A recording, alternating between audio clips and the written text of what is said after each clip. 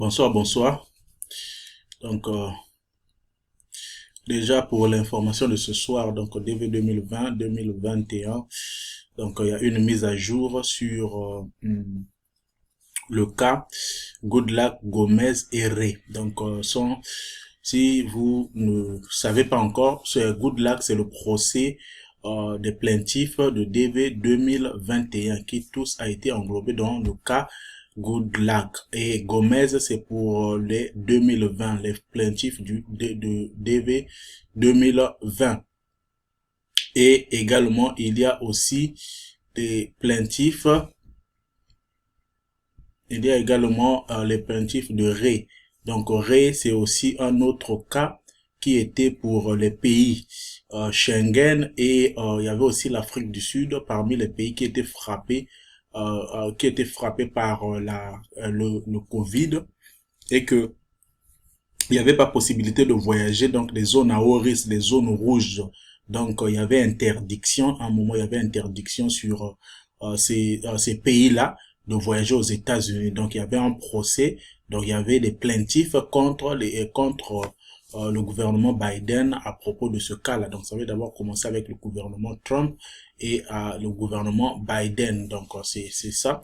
Donc, l'information de ce soir que je vous donne, c'est sur ça. Donc, déjà, on peut voir ici, on peut voir déjà, donc pour les DV 2020-2021, je vous avais dit déjà d'être prêt et de vous préparer déjà parce que le 16 septembre arrive déjà pour connaître l'issue. Donc vous voyez déjà ici, nous avons DV 2020-2021, mise à jour, Goodluck, Gomez et Ray. Donc ça sont les cas là. Le tribunal a rendu cette ordonnance indiquant comment le format pour qui présentera des arguments. Donc les arguments, ça c'est le tribunal a envoyé à l'équipe de Curtis. Donc Curtis qui est l'avocat de l'immigration qui défend les plaintifs avec son équipe, avec les Raphaël Ureno.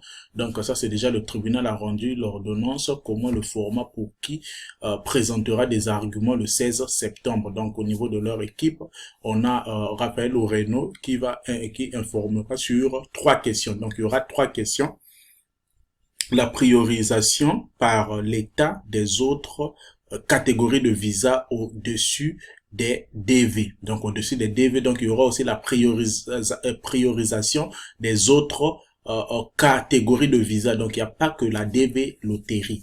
Donc il n'y a pas que la diversity visa pour le cas DV loterie, non? Il y a aussi les non-immigrants. Il y a les gens qui veulent aller étudier. Donc, les study visa, study permit, il y a ces gens-là. Il y a des gens qui veulent aller travailler. Il y a aussi d'autres demandeurs qui, diversité, donc visa diversité, ceux qui partent pour rejoindre leur famille, rejoindre son fiancé ou sa fiancée. Donc, il y a tous ces cas-là. Donc, il y aura la priorisation parce que lorsqu'il y avait le décret de Trump, l'interdiction de voyager aux États-Unis, qui avait commencé à partir de avril 2020, avril 2020. Donc, c'était effectif pour tout le monde, avril 2020. C'était effectif pour tout le monde jusqu'au 31 décembre 2020. Donc, c'était pour toutes les catégories de visa. Donc, tout le monde était pénalisé. Donc, vous voyez déjà. Et donc, ça, c'est l'État il va parler à propos de la priorisation par l'État des autres catégories de visa au-dessus des DV. Le soulagement, le point 2 sera le soulagement de l'ordonnance aux non-demandeurs, donc les non-demandeurs, les non-plaintifs, donc les gens qui ne sont pas plaintifs, donc qui s'étaient pas enregistrés, au niveau chez les avocats pour les défendre. Donc il y aura aussi le soulagement de l'ordonnance, aussi il y aura quelque chose pour eux. Donc rappelez-vous, le RE, ce sont les gens qui étaient dans l'espace Schengen et dans les pays à haut risque. Donc ça c'est le procès c'était ça les plaintifs de Ray. Donc Ray là c'est le nom d'une personne qu'ils identifient et ils donnent le cas là le cas là, donc le nom de la première personne qui s'était enregistrée. Donc, le point 3, il y a la qualité pour agir des plaignants DV 2021 qui au départ ont été jugés par le tribunal sans qualité pour agir. Donc ça, ce sont les points qui seront, les questions qui seront discutées, donc, et ce que les interventions de Urena. Donc, c'est ça les interventions de Urena. Donc ça, c'est une mise à jour de ce soir. Donc, je peux aller encore plus en détail. Vous pouvez voir ici. Vous pouvez voir, donc soyez déjà prêts, je vous avais déjà dit, soyez déjà prêts et aussi prions également beaucoup de prières aussi pour que enfin les DV 2020 et 2021 puissent avoir gain de cause parce que ça fait tellement, ça fait mal les gens qui étaient déjà programmés pour voyager, surtout DV 2020. Il y a beaucoup qui avaient déjà même le visa, il y a ceux qui aussi qui avaient déjà passé l'interview et il y a aussi ceux qui étaient déjà programmés pour l'interview et le mois. Donc là, j'ai beaucoup de gens, j'ai mes amis aussi qui sont là, donc qui étaient déjà programmés pour l'interview et qui n'ont pas pu à cause du Covid, donc à cause de la Covid et ils n'ont pas pu. Donc vous voyez, chers demandeurs, ça c'est la lettre maintenant. Ça, c'est la lettre, le message de son équipe. Vous pouvez voir ici. Donc, il dit ici, chers demandeurs, le tribunal a rendu une ordonnance indiquant comment le format pour lequel les avocats présenteront les arguments. Ils présenteront les arguments. présenteront les arguments. Lors de l'audience du 16. Lors de l'audience du 16. Donc, vous pouvez voir ici. Lors de l'audience du 16. Lors de l'audience du 16 et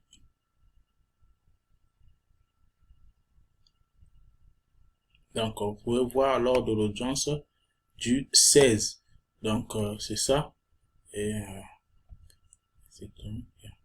donc lors de l'audience du 16 combien de temps remarque notre Raphaël Urena présentera 3 questions. Donc ça ce sont les questions que Raphaël Urena va présenter. Donc, la priorité accordée par l'État aux autres catégories de visa au-dessus des DV, le soulagement de l'ordonnance ré aux demandeurs, c'est ce que je viens d'expliquer,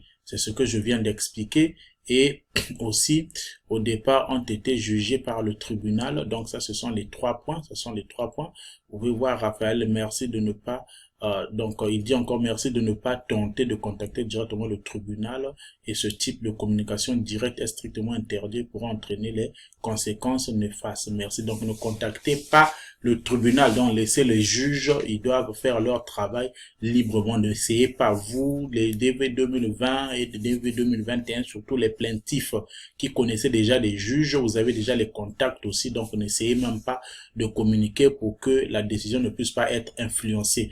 Donc, c'est ça c'est la lettre, le message de Curtis pour les DV depuis hier. Donc, vous pouvez voir ça. Donc, c'est ça, c'est même ça. Ça, c'est l'ordonnance. Vous pouvez voir Aminat et tout ça là. Et le juge, l'ordre est là après examen des formats de plaidoirie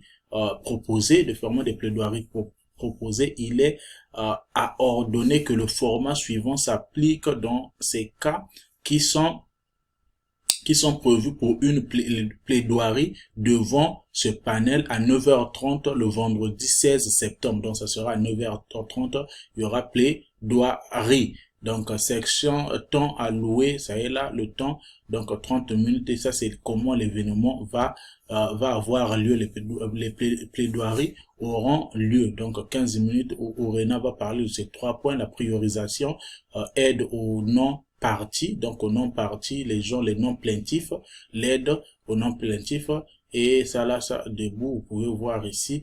Donc, c'est ça. Donc, ça, c'est pour le 16 septembre. Donc, le 16 septembre, nous attendons tous le 16 septembre pour savoir quelle est la priorité et comment est-ce que ça sera. Parce que rappelez-vous, avec la DV 2020, quand il y avait eu ça en septembre 2020, donc, pour ceux qui ne savent pas, en septembre 2020, donc, il y avait une décision des juges et il y avait la priorisation. On avait priorisé les plaintifs, donc tous ceux qui étaient enregistrés dans ce cas-là avec les avocats, ils étaient prioritaires. Donc, leur cas était traité comme urgence, Donc, c'était C'était ça. Donc, et maintenant là, il faut savoir maintenant si les DV 2021 aussi auront cette priorité-là que le juge va les accorder par rapport au visa réservé. Est-ce qu'il va donner aussi la chance aussi aux autres aussi et qui ne sont pas plaintifs, et c'est aussi une possibilité. Il peut aussi donner la chance aussi aux gens qui ne sont pas plaintifs. Donc, ce n'est pas une obligation en soi. Donc, tout dépend du juge. Donc, ça, c'est ce qui a été, c'est ce qui est de ce soir. Donc, vous voyez, je vais encore montrer une chose ici. Je vais montrer une chose. Je vais montrer une chose ici que vous pouvez aussi encore voir ici. C'est avec ce que Curtis avait dit ici. Je vais montrer. Donc, supporter un peu mon ordinateur là.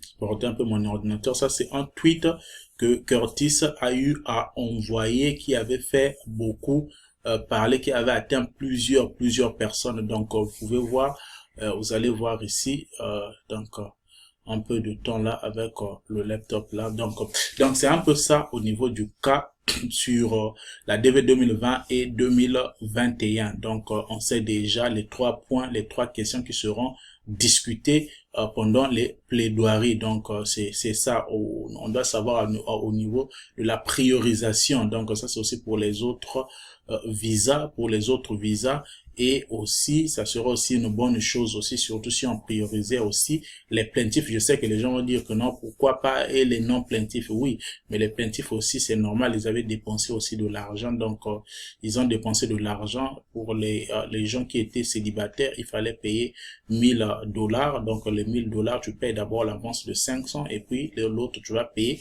quand tu seras aux États-Unis. Pour ceux qui étaient en couple sans enfants, ils ont payé 1500, donc il fallait payer 500, un compte de 500, et le reste, vous allez payer une fois arrivé aux États-Unis. Donc, c'est ça. Donc, vous pouvez voir ici, c'est ça même l'information que je cherchais ici. C'est même l'information que je cherchais ici. Et vous allez voir ici, cherchant un peu à déplacer ça. Donc, c'est ça. Donc, je vais faire une vidéo sur ça, ce que j'avais dit à propos des caisses Namba qui ne se faisaient plus voir. Donc, les caisses Namba qui ne se faisaient plus voir. Donc, vous vous rappelez. Donc, j'ai une vidéo que je vais faire sur ça. Comme ça, vous pouvez voir et suivre ça. Donc, ne manquez pas la vidéo qui va suivre. Je vais parler des caisses Namba, les gens qui n'arrivent pas, leur caisse Namba qui ne s'affiche pas. Donc, vous allez faire lire ce que Curtis a eu la réponse de FOIA, donc vous vous rappelez, donc de l'organisation là, les informations, donc des informations Freedom of Information Act, donc la liberté d'information, d'accès d'information. Donc c'est ça, il a eu déjà la réponse, et ce qu'on lui a dit par rapport au cas des numéros de cas qui ne se faisaient pas afficher. Donc pour le DV 2020 et 2021, déjà le 16 septembre, donc les questions sont déjà là qui seront débattues. Donc aussi le 15 septembre, je vais aussi mettre ça en direct, donc soyez déjà prêts, et aussi donc soyez déjà prêts parce que on saura déjà à partir du 16 septembre, donc tout est déjà établi.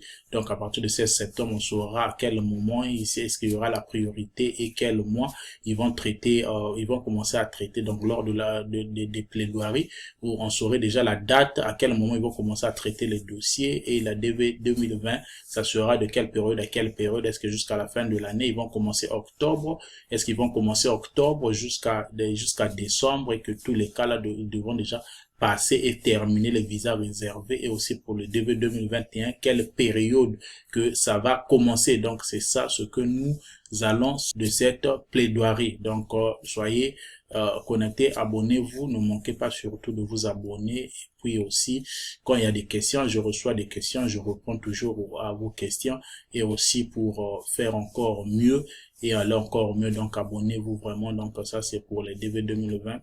Et donc ça c'est l'update, c'est la mise à jour sur le cas Goodluck, Gomez et Ray. Donc c'est ça.